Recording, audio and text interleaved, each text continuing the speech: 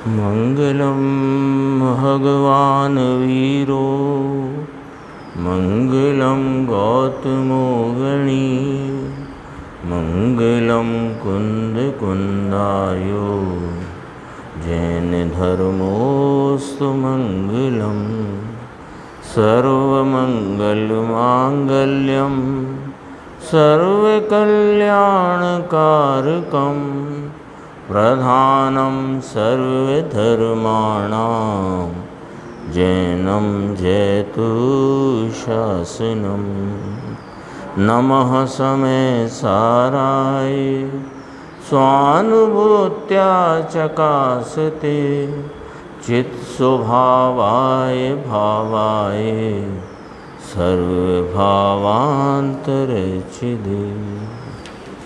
समय सारथी परमागम ग्रंथ इसके स्यादवाद अधिकार में 261 नंबर का कलश है,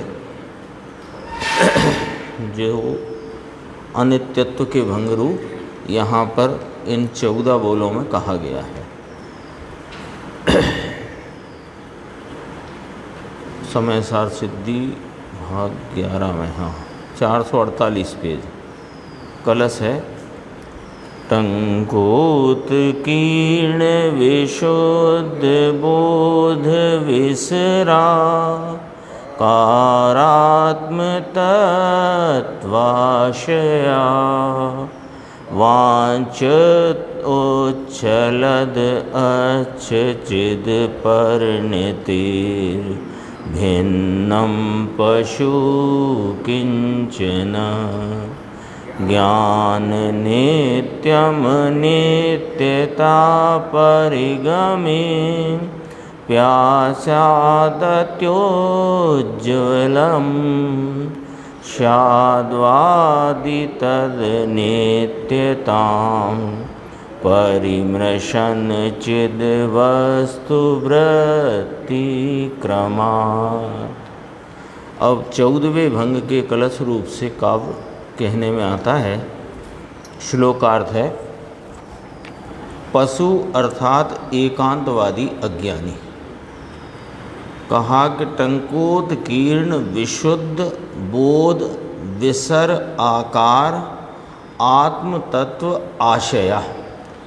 टंकोत्कीर्ण विशुद्ध ज्ञान के फैलाव रूप एक आकार यानी सर्वथा नित्य ऐसे आत्म तत्व की आशा से, है ना। ये अपन जब वहाँ कलश टीका में देखेंगे तो कहा कि कोई अज्ञानी एकांतवादी ऐसा है जो वस्तु को द्रव्य रूप मानता है, पर्याय रूप नहीं मानता। तो ये कैसा अज्ञानी है कि इस एकांत से ये वस्तु को कूटस्थ मानता है और एक रूप रहने के लिए यानी उसकी विविधता वह इसको पसंद नहीं माने उसको ये उससे मेरी वस्तु में अशुद्धता आती है। तो ये जो पर्यायों में होती हुई विविध रूपता है, ये विविध रूपता से मेरे वस्तु तत्व में अशुद्धता आती है, इसलिए वह पर्याय से रहित एक वस्तु मात्र एक रूप रहता हुआ कूटस्थ ही हूँ, बस ऐसा मानता है। तो ये कहा देखो टंकोत्कीर्ण विशुद्ध ज्ञान के फैलाव रूप एक आकार यानी सर्वथा नित्य आत्म तत्व की आशा से उच्छलत अच्छचित परिणति भिन्नम किंचन वांछति। उछलती निर्मल चैतन्य परिणति से भिन्न कुछ आत्म तत्व को इच्छता है। कि ये जो उछलती हुई चैतन्य परिणति निर्मल लिया यहाँ, क्यों कि चैतन्य की परिणति निर्मल ही है। यहाँ तो ज्ञान की प्रमुखता से कथन चलता है ना। अब कोई अपन विचार करें कि चारित्र गुण की विपरीत अवस्था रूप रागादि भाव हैं, वे मलिन हैं, और जो उसके निर्मल भाव हैं, तो वो वाली बात यहाँ नहीं रखी। एक बात। दूसरी बात, कि आत्मा की जो परिणति रूप भाव हैं, वे परिणति रूप भाव वास्तव में जो मलिन भाव हैं भी अभी संसार अवस्था में, उसे आत्म तत्व के रूप में स्वीकार नहीं किया जाता। एक दो बातें हुई। एक तो यहाँ ज्ञान की प्रधानता से कथन है, तो ज्ञान की तो कोई परिणति हो, हीनी हो, अधिक हो और अधिक हो, पूर्ण हो, वह सब तो निर्मल ही है, एक बात।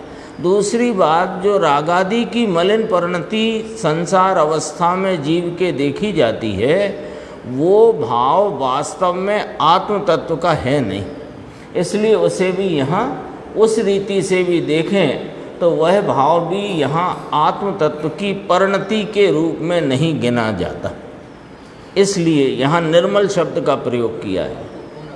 हाँ, जो भाव छूटने वाला है, स्वाभाविक है नहीं, चैतन्य का जिसमें नूर नहीं, तो वो अचेतन रूप भाव, चेतनता से रहित भाव, भले चेतन की परिणति में है पर चेतनता से रहित है, इसलिए उसको यहाँ गिना नहीं। एक शैली ये भी है।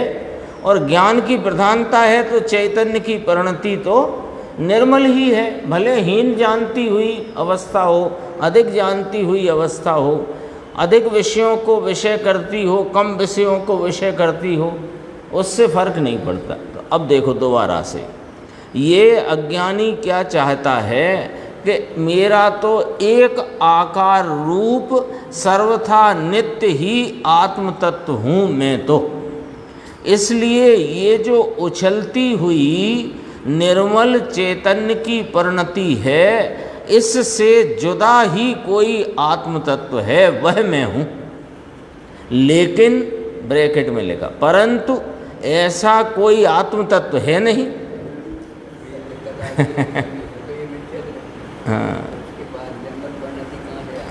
हाँ, वो तो यहाँ तो चैतन्य के लिए तो इसीलिए दोनों अपेक्षाएं घटित की है ना, दोनों अपेक्षाएं घटित की कि एक, जैसे अपन ने कहा अभी अज्ञानी है, मिथ्या दृष्टि है, निर्मलता का अंश भी जिसकी पर्याय में अर्थात वीतरागता का भाव का अंश भी नहीं उपजा, लेकिन यहाँ राग भाव को आत्मा का गिनना ही नहीं, एक बात। दूसरे, ज्ञान की जो चैतन्य रूप परिणति जानने देखने की है, उसमें कोई मलिनता का भाव कभी नहीं होता, भले वो हीन से हीन हो और पूर्ण से पूर्ण हो। हाँ, तो ये कहा देखो, उछलती निर्मल चैतन्य परिणति से भिन्न कोई कुछ कायिक इच्छे, कुछ इच्छता है, क्योंकि कुछ इच्छता है माने ऐसा कुछ है नहीं जिसे वो इच्छता है। क्या नहीं है कि आत्म तत्व सर्वथा नित्य नहीं है। आत्म तत्व तो उत्पाद व रूप परिणामों के प्रवाह में अपने नित्य स्वरूप से रहा हुआ पर्याय दृष्टि से अनित्य है, द्रव्य स्वरूप से नित्य है। वस्तु तो ऐसी है, वो नीचे कहेंगे आत्म तत्व को इच्छता है, परंतु ऐसा कोई आत्म तत्व है नहीं। स्यादवादी और स्यादवादी तो, अब देखो, चिद वस्तु वृत्ति क्रमात् तद अनित्यताम परिमृशन, पिछले कलश में आया था चिद वस्तु नित्यताम परिमृशन आया था ना कि हाँ, वहाँ वह अज्ञानी अनित्य मानता था, तो कहा स्यादवादी तो अपनी चैतन्य वस्तु को सदा काल शाश्वत ध्रुव रूप ही अनुभव करते हैं। परिमृशन आया था ना, प्रत्यक्ष आस्वादते हैं 260 नंबर कलश में। यहाँ कहा चिद वस्तु वृत्ति क्रमात्, यानी वह वस्तु को उसके वृत्ति के क्रम द्वारा वे तद अनित्यताम परिमृशन, उसको अनित्य रूप से अनुभव करते हैं। देखो आगे स्पष्ट किया, हिंदी देखना, चैतन्य वस्तु की वृत्ति के यानी परिणति के पर्याय के क्रम द्वारा उसकी अनित्यता को अनुभवता हुआ है। कौन? स्यादवादी।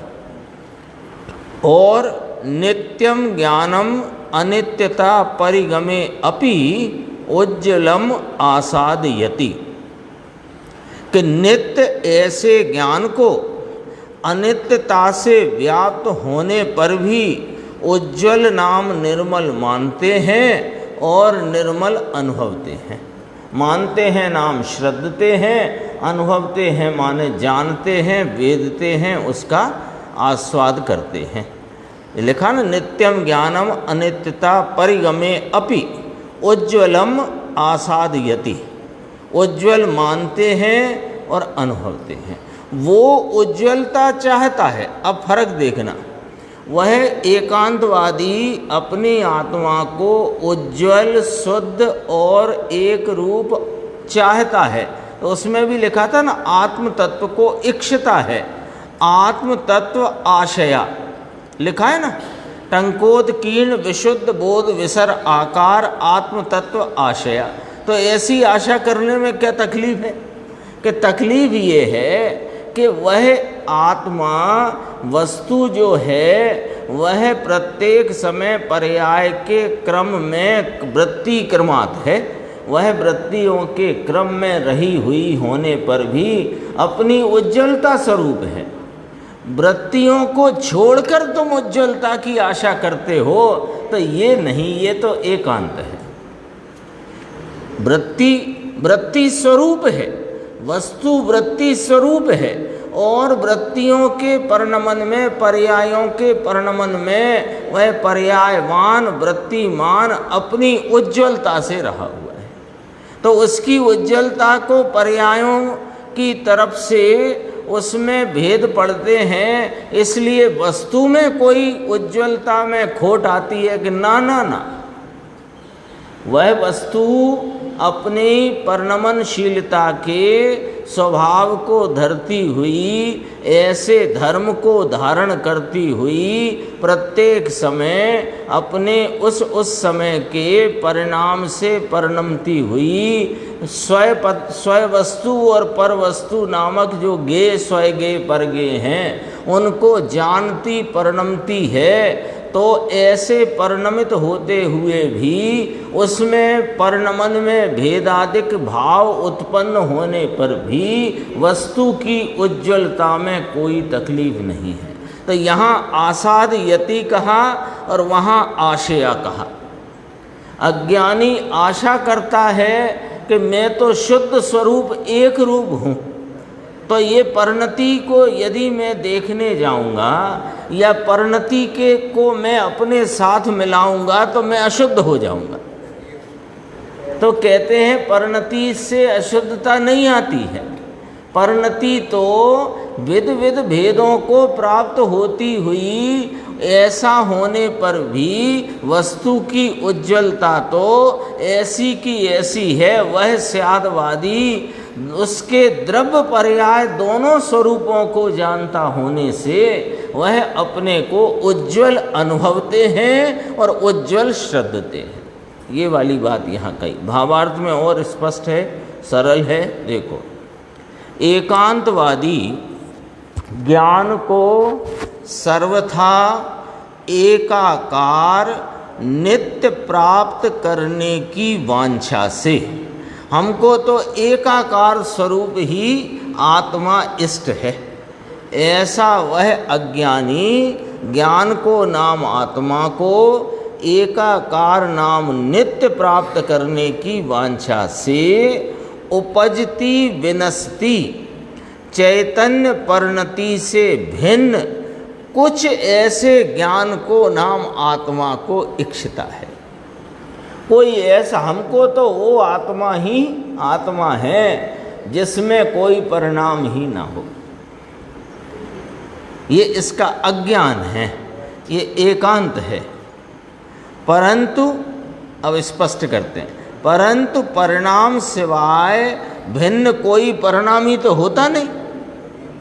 अपन पर्याय के दुख को स्वीकार नहीं करो तो फिर दुख मिटेगा। हाँ भाई, मिटाना किसे है? वस्तु को के पर्याय में रहे दुख को। अपन तो उसकी बात करता है। मिटाना क्या है कि वस्तु को कि अल्पता रही है जो पर्याय में उसको, ज्ञान नहीं स्वीकार। तो अल्पता मिटेगी, पूर्णता होगी। राग की मलिनता मिटेगी, निर्मलता होगी। और जो दुख है वो मिटेगा, सुख होगा। लेकिन ये तुम पर्याय ही नहीं मानोगे तो फिर होगा कैसे? फिर संसार में रहा जो जीव है उसको क्या क्या मानो, क्या करें उसका बताओ। संसार में रहा जीव दुखी है कि नहीं, मलिनता को प्राप्त है कि नहीं, अल्पता को प्राप्त है कि नहीं, अब उसका क्या होए? जो अल्पता मलिनता दुख है ये पर्याय में है, ये मिट जाएगी और पूर्णता और सुख और सर्वज्ञता वो प्रकट हो जाएगी। ये एक चर्चा छैठाला के प्रवचन में आई, अपन ने कई बार उल्लेख किया। वहाँ जो नारकी है ना, 7वें नरक का नारकी, उसकी बहुत बाह्य प्रतिकूलता, बाह्य संयोग से प्रतिकूलता बहुत भारी है। जितनी विचार कर सकते हो उससे भी बहुत ज़्यादा गुनी, जितना लिखा गया है उससे भी बहुत ज़्यादा गुनी। हाँ, करोड़ों मुख से एक समय का दुख कहा नहीं जा सके।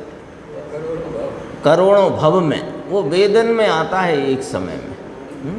लेकिन वहाँ पर आत्म तत्व की जो निर्मलता, पवित्रता और पूर्णता का स्मरण करके अपनी आनंद स्वरूपता को स्मरण में लेकर वहाँ यह भाव उत्पन्न होता है कि ये जो वर्तमान दुख की अवस्था है ये टल जाएगी।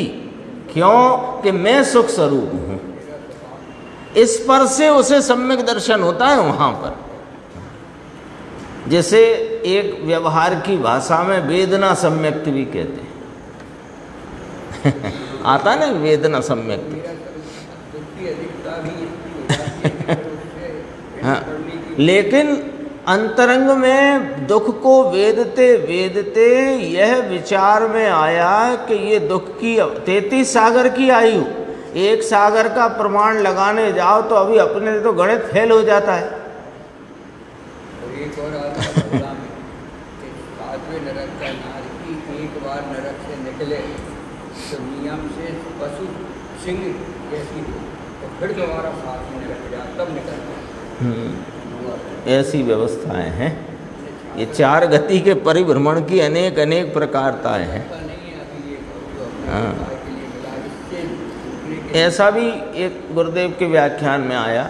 आगम के संदर्भ से ही सब बात करते हैं गुरुदेव कि कितनी प्रथम नरक की जघन आयु 10,000 वर्ष है और उत्कृष्ट आयु कितनी, 1 सागर। पहले नरक की उत्कृष्ट आयु 1 सागर। अभी पहले नरक की बात करते हैं और जघन्य आयु 10,000 वर्ष। तो इसका एक एक समय बढ़ाओ, यानी ये जीव ने अनंती बार अकेले, अभी पहले नरक की बात करेंगे, आगे की तो फिर अपने आप हिसाब लगा लेना। ये जीव ने, हाँ, यानी मैंने अनंती बार पहले नरक में नारकी हुआ। और कैसे कि 10,000 वर्ष की आयु वाला एक बार, फिर 10,000 वर्ष एक समय की आयु वाला, फिर 10,000 वर्ष 2 समय की आयु वाला, फिर 10,000 वर्ष 3 समय की आयु वाला। ऐसे लगाओ हिसाब। इतनी बार ये प्रथम नरक में, अभी तो एक नरक की बात करी। और उसमें भी ये विचार देखो दिक्कत है, यदि जैसे 10,000 एक समय की आयु, अब 4 की ले ली तो वो कट गए, फिर महीनों में आएगा तब जाएगा। बहुत संसार का बहुत ये परिभ्रमण का स्वरूप जो है, पंच परावर्तन रूप से संसार का स्वरूप कहते हैं, वो विचार में ले तो समझो डर जाए। तो डर के क्या करना भाई, जैसे मेले में गए, कहीं गए तो भीड़ भाड़ देखी, इधर उधर कोई जानवर घूमते देखे तो डर जाता है ना बच्चा, तो डर जाता है तो क्या करे कि माँ से चिपक जाता है। तो ये अपने स्वरूप के नज़दीक आने से ही यह निर्भयता प्राप्त होगी और कोई रास्ता नहीं है। भयभीत होते रहने से कुछ नहीं होएगा। उसका भय लगना चाहिए, जब भयभीत मतलब हाँ, यहाँ तो बहुत भव का भय लगे तो भय लग कर के निर्भयता को प्राप्त करो। भयभीत होते रहना थोड़ी अपना कोई उद्देश्य या कार्य है। देखो यहाँ क्या कहा। जैन धर्म में निदान है, उसका उपचार भी तो बताया। हाँ, तो निदान को सुन के क्यों घबराते हो कि ये बीमारी, तो उसका उपचार है, उपचार है, और वह उपचार सदा काल विद्यमान है। और उपचार करने वाली मतलब वर्तमान पर्याय जो उसका आलम्बन ले, वहीं उसी पर्याय में सुख और आनंद की प्राप्ति नियम से होती है। देखो यहाँ कहते हैं परिणाम सिवाय भिन्न कोई परिणामी तो होता नहीं। स्यादवादी तो ऐसा मानते हैं कि यद्यपि द्रव्य से ज्ञान नाम आत्मा नित्य है, तो भी क्रमशः उपजती विनस्ती चैतन्य परिणति के क्रम के कारण ज्ञान अनित्य भी है, ऐसा ही वस्तु स्वभाव है। इस प्रमाण से अनित्यत्व का भंग यहाँ कहा गया। अपन गुरुदेव की व्याख्यान की थोड़े अंश देखते हैं। 450 पेज दूसरी पंक्ति में कहा ना फरी ने, यहाँ से ही देखते हैं। देखो, यह आत्मा में नित्य रूप त्रिकाली को मानकर पर्याय में जो पलटना होता है, और पर्याय में अनेक प्रकार का ज्ञान पलटने रूप अपनी दशा होती है। पहले तो समझाई बात कि यह आत्मा जो नित्य रूप त्रिकाली नित्य रूप कैसा कि चैतन्य चैतन्य चैतन्य चैतन्य, तीनों काल चैतन्य स्वरूप, तीनों काल अपने एक रूप, ऐसा यह नित्य रूप त्रिकाली, इसको मानकर, इसको ख्याल में लेकर, इसको निर्णय में लेकर फिर कहते हैं और भी समझो कि पर्याय में जो पलटना होता है, पर्याय का स्वरूप है पलटना, और द्रव्य का स्वरूप है हर पलटन में नहीं पलटना। पलटन तो हो रही है, तो प्रत्येक पलटन कहो, परिणमन कहो, पर्याय कहो, वृत्ति कहो, हर वृत्ति में या पर्याय परिणमन और पलटन में जो नहीं पलटता, ऐसा आत्मा नित्य त्रिकाली है, और उसकी प्रत्येक समय की वृत्ति रूप पर्याय में पलटना होता है। अब यह कौन है आत्मा की? चैतन्य वस्तु है। तो चैतन्य वस्तु का जो परिणमन पर्याय वृत्ति या पलटन है, उसमें क्या होएगा कि जानना होगा।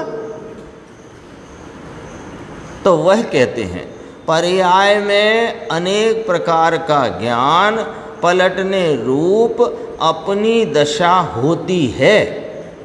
अब इस पर्याय को नहीं मानकर मात्र एकला नित्य हूँ ऐसा मानता है, वह भी मिथ्या दृष्टि है।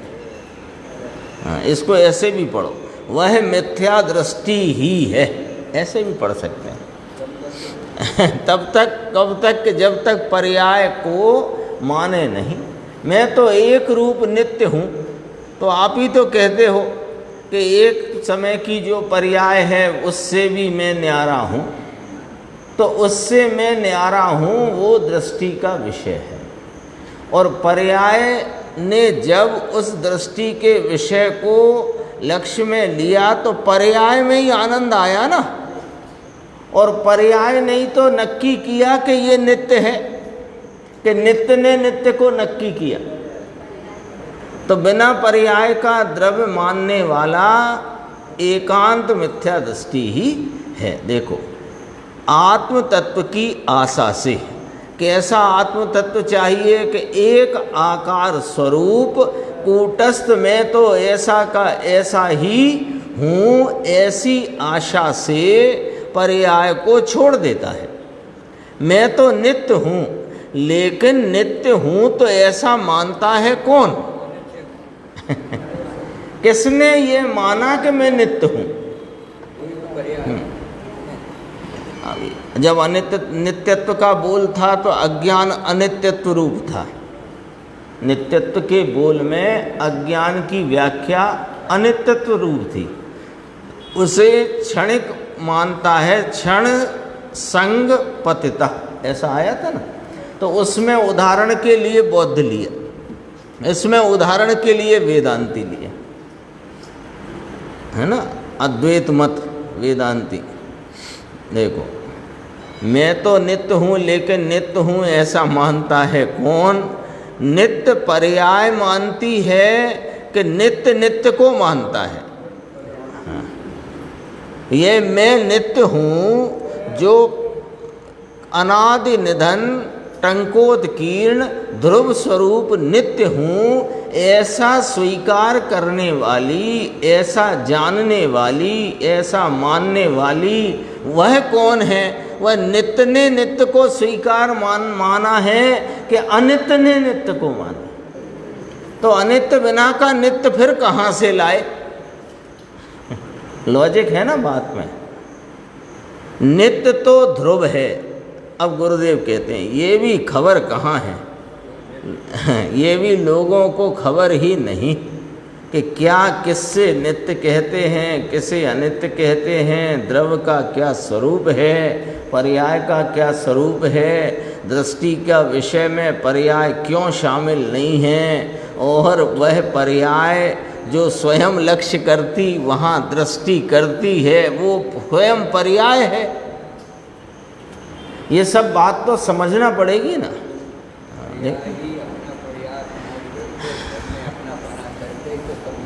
हाँ, तो द्रव्य तो मिथ्या दृष्टि हुआ ही नहीं कभी,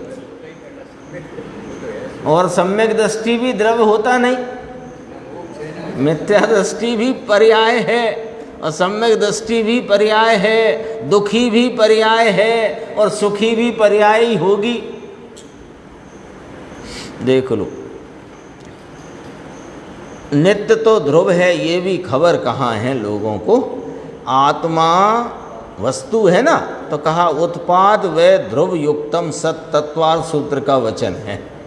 नई अवस्था से पर्याय में उत्पन्न होता है, पुरानी अवस्था से व्यय होता है और ध्रुवपने कायम रहता है। भाषा पर ध्यान देना, यहाँ क्या बोला है ना। अपन एकदम जल्दी नहीं करेंगे। नई अवस्था उत्पन्न होती है, पुरानी अवस्था नाश होती है और द्रव्य कायम रहता है, ऐसा नहीं कहा। देखो, ऐसा नहीं कहा। हाँ, क्या कहा कि नई अवस्था से पर्याय में वस्तु उत्पन्न होती है और पुरानी अवस्था से वस्तु का व्यय होता है और वस्तु अपने ध्रुवपने से कायम रहती है। तो इससे क्या, इसमें फर्क क्या पड़ गया? फर्क ये पड़ गया, पर्याय उत्पन्न होती है, व्यय होती है, मैं ऐसे का ऐसा रहता हूँ, है ना, ऐसा माना। तो इसमें तुमने वो जो पर्याय है वो किसी और वस्तु है और द्रव्य है वो कोई और वस्तु है, ऐसा हो गया। तो कहा ना ना, इस भाषा में यह बात अपने आप स्वतः सिद्ध है कि वस्तु ही पर्याय पने परिणमती हुई, नवीन अवस्था से वस्तु उत्पन्न हुई है, पूर्व की अवस्था से वस्तु का नाश हुआ है और वही वस्तु ध्रुव रूप रहने से कायम रही है। तो वस्तु की नित्यता और अनित्यता एक ही पंक्ति में बोलो, आ गई कि नहीं आ गई? ये भाषा प्रवचन सार में आचार्य अमृतचंद्र भगवान ने वहाँ पर उन गाथाओं में 99 से 102-3 तक की गाथाएं हैं, वहाँ यही भाषा का प्रयोग किया। हाँ, वो तो जो बदल रहा है, इस भाव को क्या कहना कि इस भाव को पर्याय कहते हैं, जो नहीं बदल रहा उस भाव को द्रव्य कहते हैं। लेकिन वे दो अलग अलग वस्तु के हैं या वे वस्तुएं अलग हैं कि ना, वे वह एक ही वस्तु अपने अवस्था पने में नवीन परिणाम से वस्तु उत्पन्न होती है, पूर्व परिणाम से वस्तु का नाश होता है और ध्रुव पने से वस्तु कायम रहती है। अब फर्क क्या पड़ गया कि पूरा ही फर्क पड़ गया। जो एकांत की विपरीतता की सुई घुस सकती है वो अब नहीं घुस सकेगी।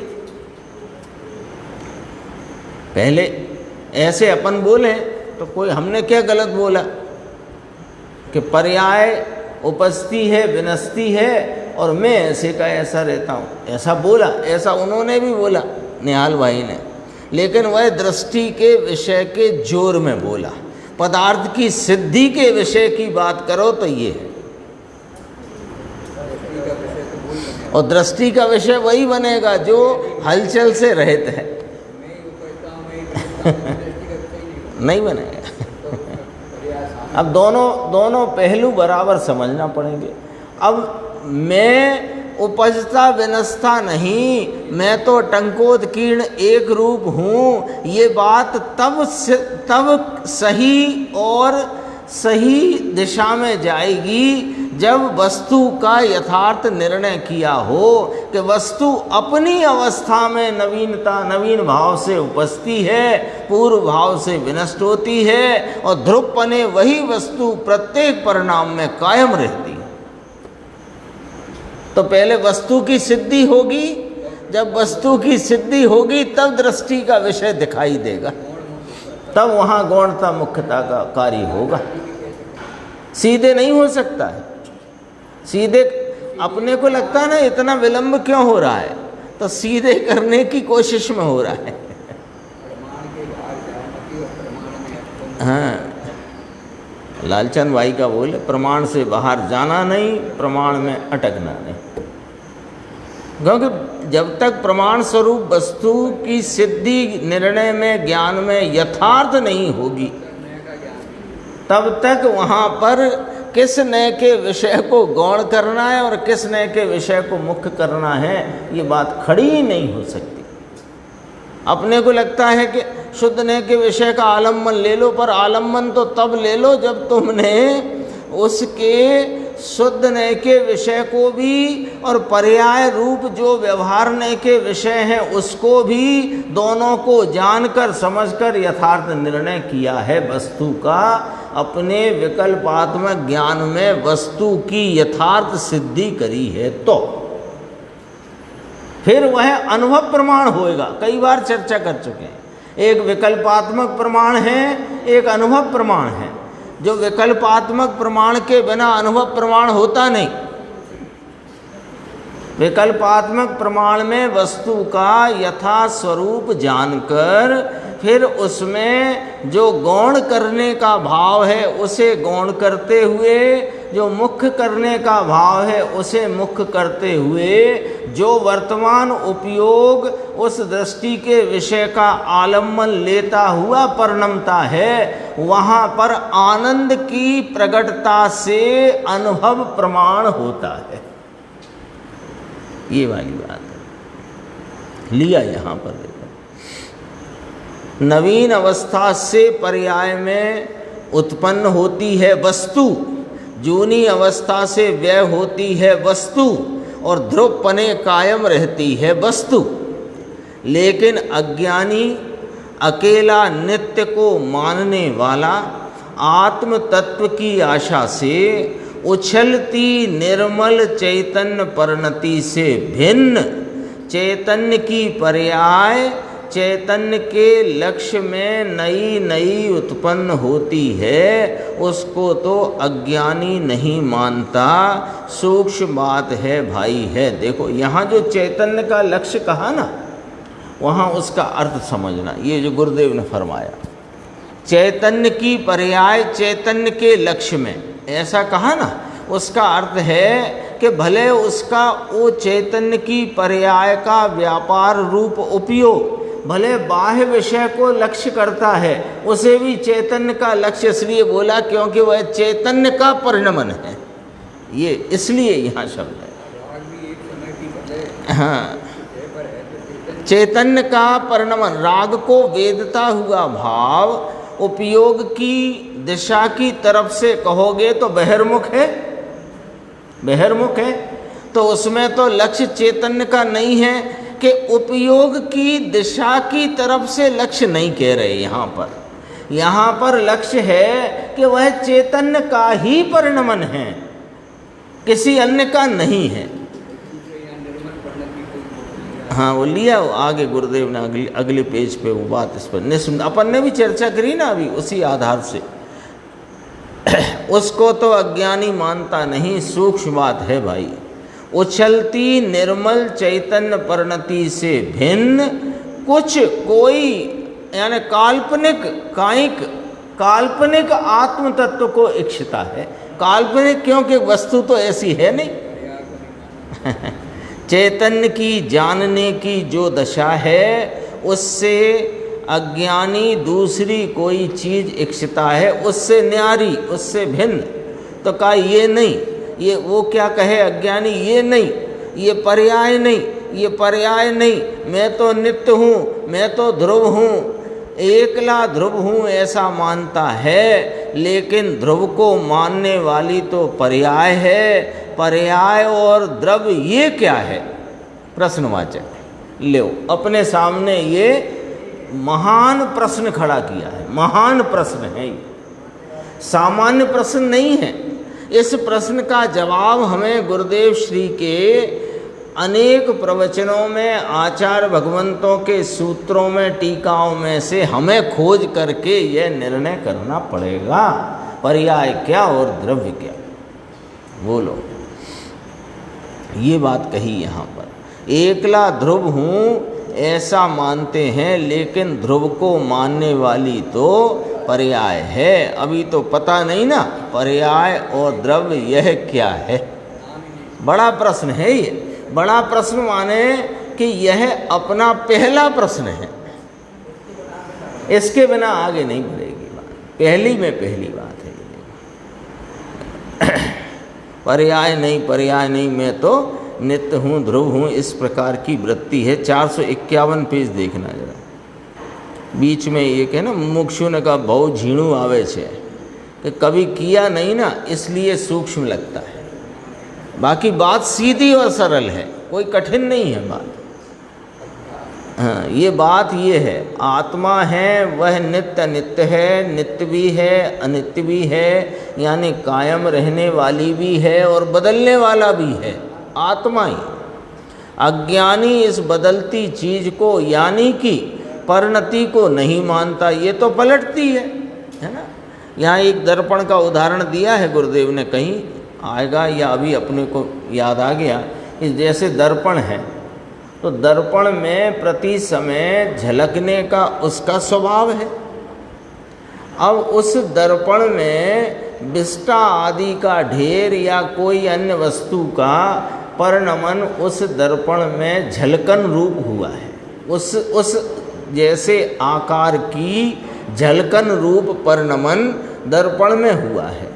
अब कोई भाई साहब को ऐसी जिद सवार हो गई कि दर्पण तो चाहिए हमें, लेकिन स्वच्छ ही चाहिए,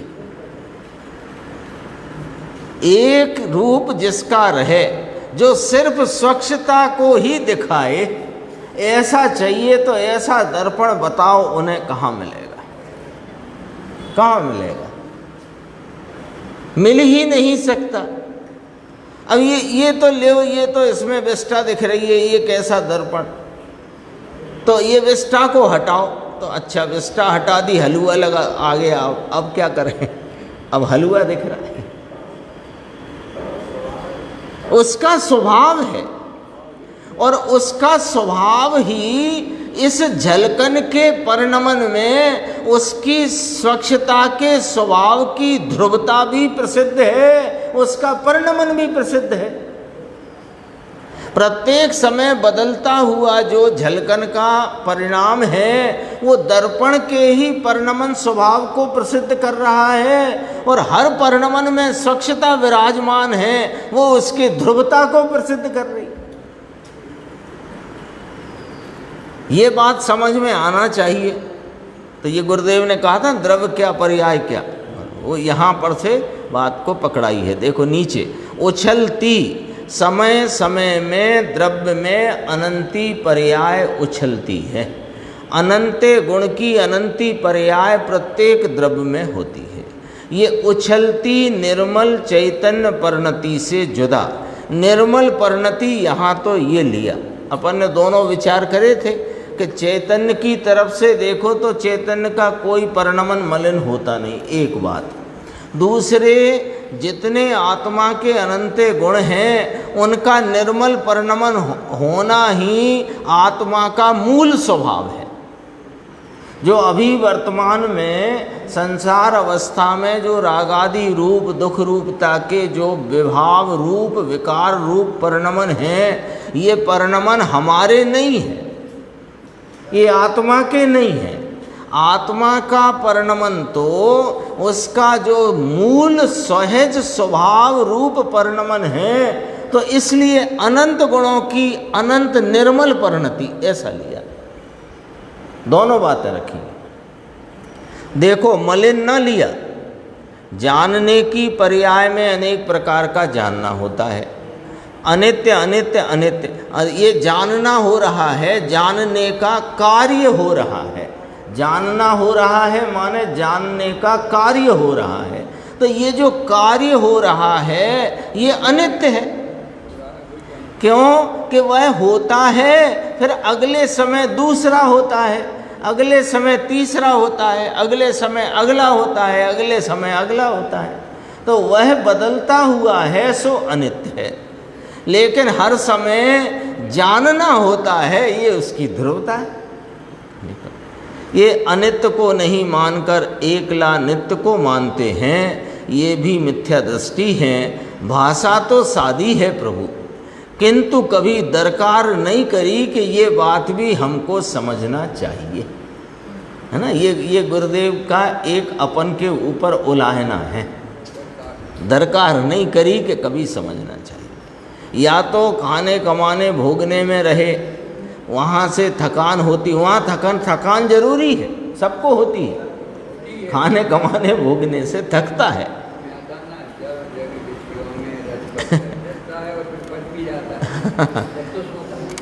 अब थकता है तो इसे अंदर में कुछ ऐसा लगता है, क्यों? कषायों की तीव्रता है ना वहाँ पर। तो खाने कमाने भोगने में कषायों की तीव्रता है, और तीव्र भाव को वेदन करने में थकता है। तो अब उसे मंदता की तरफ दौड़ता है।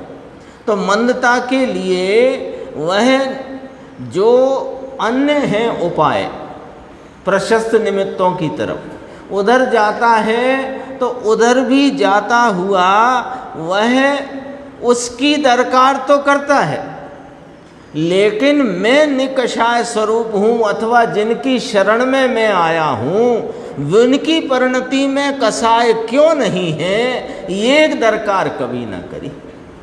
अपनी तीव्र कषाय के उपशमन के लिए मंद कषाय होए ऐसी अभिलाषा से प्रशस्त निमित्तों की तरफ आया देव शास्त्र गुरु के प्रति।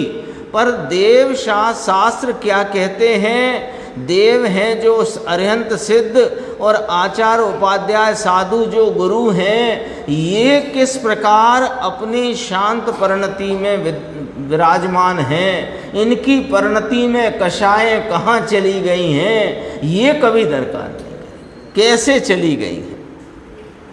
आए तो सही यहाँ दरबार में, दर्शन भी किए।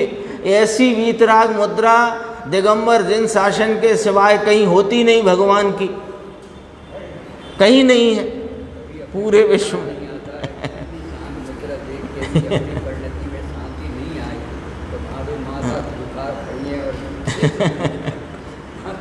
यहाँ तो ऐसा ही है कि नियम से परिणाम में मंदता हो ही जाए, हो ही जाए, हो ही जाए।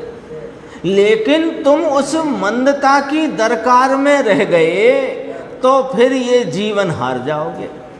लेकिन वे अकषाय भाव में विराजमान हैं, वीतरागी शांत भाव में विराजमान हैं, तो उनकी यह वीतरागता उन्होंने कैसे प्रकट करी, कहाँ से प्रकट करी, इसकी दरकार कभी ना करी। थकानी होगी, मंद में भी थकेगा, वहाँ से भी थक जाता है, फिर तीव्र की तरफ दौड़ जाता है। लेकिन यहाँ तो कहते ये हैं कि यहाँ कदाचित थक कर के आ गए तो इनके सामने देखने से जो कषाय की मंदता का वेदन है ना, उसमें संतुष्ट न होना, ये वे अकषाय स्वरूपता को कैसे प्राप्त हुए, इस बात को समझने की दरकार करोगे तो हम भी वहाँ विराजमान हो जाएंगे। ये वाली बात है। गुरुदेव की बात बहुत गंभीर है, उलाहना है, ये कभी दरकार करी नहीं। 455 पेज पे चलते हैं। अब सबली बात करते हैं। नीचे की 4 पंक्ति हैं। धर्मी जीव चैतन्य वस्तु की वृत्ति के यानी परिणति के पर्याय के, ये चैतन्य वस्तु की पर्याय है। चैतन्य वस्तु वृत्ति स्वरूप है, वृत्तिमान वृत्ति स्वरूप वस्तु है। तो पर्याय बिना का द्रव्य कभी होता ही नहीं है।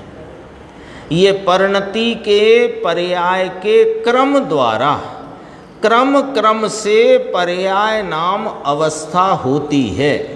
एक समय में एक होती है, अनंती पर्याय भी एक समय में। दोनों बातें कहीं, दोनों समझ लेना चाहिए। एक समय में एक होती है, उस एक पर्याय में अनंत गुणों की व्यक्तता होती है, तो उस एक पर्याय को अनंती पर्याय गुण भावों के भेद की तरफ से कहने में आता है। दोनों बातें कहीं। आगे दूसरे समय अनंती दूसरी, और तीसरे समय अनंती तीसरी, और ऐसे चौथे समय अनंती चौथी। इस प्रकार अनंते गुण की अनंती पर्याय नाम अवस्था होती है। ये अवस्था को धर्मी अपनी मानते हैं। कैसे मानते हैं कि मेरे से हुई है, मेरा त्रिकाली चैतन्य भगवान ऊपर दृष्टि है। धर्मी की बात है ना ये, तो स्यादवादी।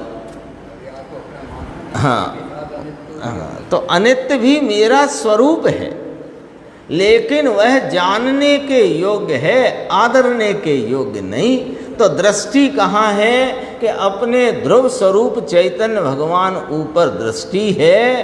तो निर्मल पर्याय मेरे से, यह निर्मलता पर्याय में उत्पन्न हुई है। निर्मल पर्याय अनित्य है, इसलिए मैं नहीं, ऐसा नहीं। ध्रुव भी हूँ और अनित्य भी हूँ, ऐसा कहा। ऐसी बात है भाई। क्रम द्वारा उसकी अनित्यता को अनुभवता हुआ धर्मी जीव उसको कहिए कि अपनी नित्य दृष्टि रखकर, नित्य दृष्टि माने नित्य स्वरूप पर दृष्टि रखकर अनित्य का अनुभव करते हैं। अनुभव तो अनित्य का होता है। क्या भाषा देखो, नित्यत्व रूप या अपने नित्य स्वरूप पर दृष्टि रखकर अनित्य का अनुभव करते हैं, क्योंकि अनुभव तो अनित्य का होता है, अनुभव ध्रुव का होता नहीं है। अरे ऐसी बात है। अनित्यता को अनुभवते हुए देखो भाई ने ऐसा लिया कि अनुभव अनित्य का है। नवीन पर्याय शुद्ध चैतन्य भगवान ऊपर दृष्टि होने से पर्याय में निर्मलता, आनंद, शांति और वीतरागता होती है। ये वीतरागता, वीतराग पर्याय है। पर्याय का अनुभव करते धर्मी नित्य ऐसे ज्ञान को, है ना, दृष्टि कहाँ है? अपने नित्य स्वरूप पर। नित्य स्वरूप पर दृष्टि है, इसलिए पर्याय में आनंद, शांति, वीतरागता की प्रगटता का, निर्मलता का, पवित्रता का अनुभव पर्याय में पर्याय का होता है।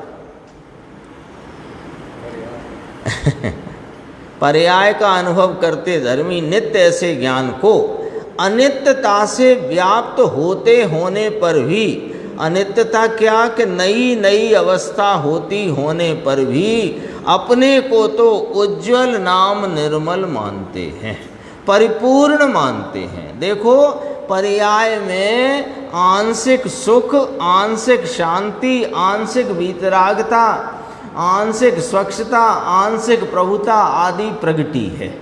उस आंशिक भाव को देखते हुए अपने को परिपूर्ण मानते हैं।